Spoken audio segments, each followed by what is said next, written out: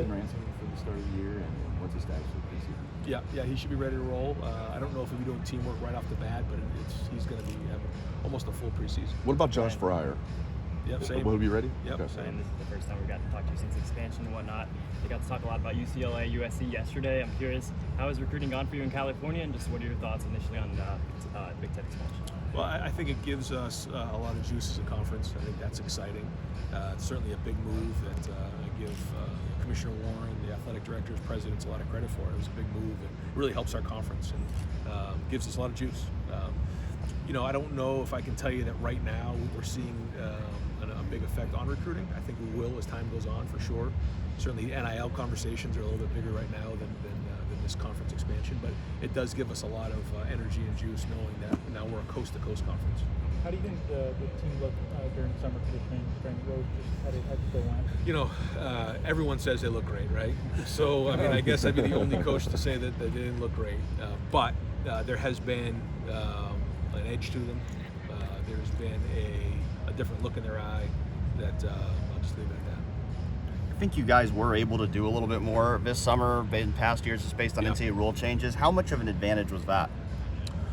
I don't know if it's an advantage because everyone has the same rules, but it certainly allowed us to be further ahead in what we're doing. First off, it allows us to be more involved. Secondly, it allowed us to use a football. So we were a little bit further ahead in terms of just throwing and catching and being more involved with the football part of the game and techniques and fundamentals. When you see Jackson Smith and Jigua and you select him to come to something like this, his leadership, when you think about him his first year to now, what stands out about his leadership? Well, his play speaks for itself, but I think his leadership, he's a quiet leader, but when he speaks, people listen.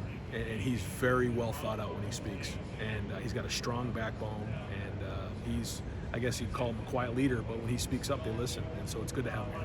I know you have a lot of depth on the defensive line, and you have potential stars. you're looking at a couple guys kind of stood out to you as this could be the next, obviously, Jay Sean, but a guy who could be an elite player. Well, it's hard to say because we have so many guys on the D-line right now, and it's a deep group, like you said. And I think when you see some of their body changes, you're going to be surprised. They've had a great offseason.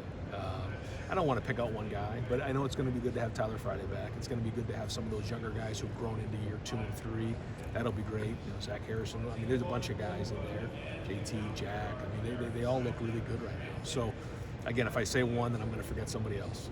But yeah, I think all those guys look strong right now, and that's going to be exciting in the preseason to figure out. But I think to your point, it's good to have depth.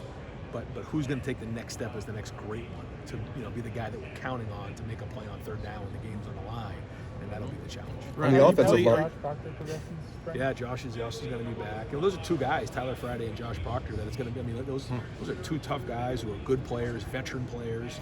They bring good leadership on that side of the ball. So that's going to be great to get them both back. on the offensive line, how do you feel about your starters, and do you feel better about the depth than you did maybe in spring? I know you mentioned that was a concern, depth on the O-line. Yeah, having Josh back is going to be important. Zen has had a really good offseason.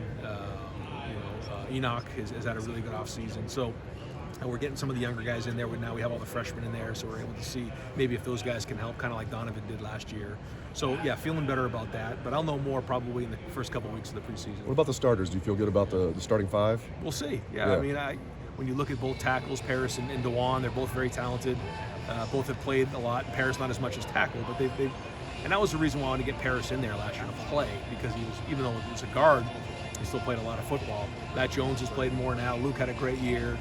And then Donovan is going to be younger, but we think he's very talented. So when you look at those five, you think that those are five really good offensive linemen. And then, get to 6, 7, 8, 9, and you feel better about the depth. I'm pleased with the way the community has responded to your $13 million call, NIL, etc. Yeah, is it crazy to be?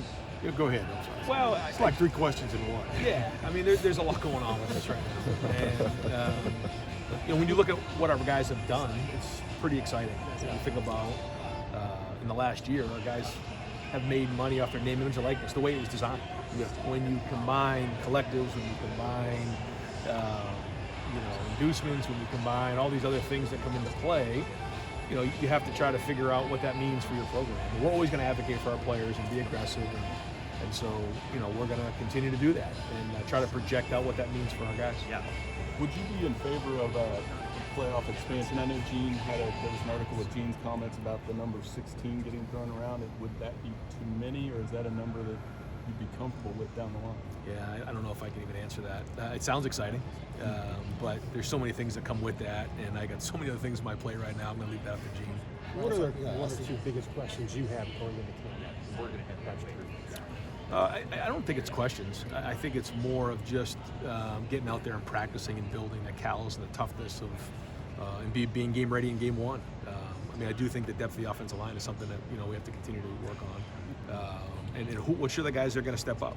Because we do have a lot of good players, but who are the guys that we're going to be able to count on in that first game? And we'll learn more about that in the preseason. Ryan, you Guys, had gotta guys break it tackle last in the question spring right here. game. Do you think that kind of set the tone for the summer? Now looking back on what you guys did in the summer, I hope so, Did yeah. that do something for you? Well, we got to tackle in this first game. We're going to have to tackle and continue to do that in the preseason. But yeah, I hope so, because we got to do that and we got to play well. And I think the maturity and the offseason that we had, and the toughness and leadership is going to show. But we got to continue to practice that, just like that in the preseason. But I hope that kind of carries over for sure. Yeah. All right, thank you very much, guys. Thanks so much, Ryan.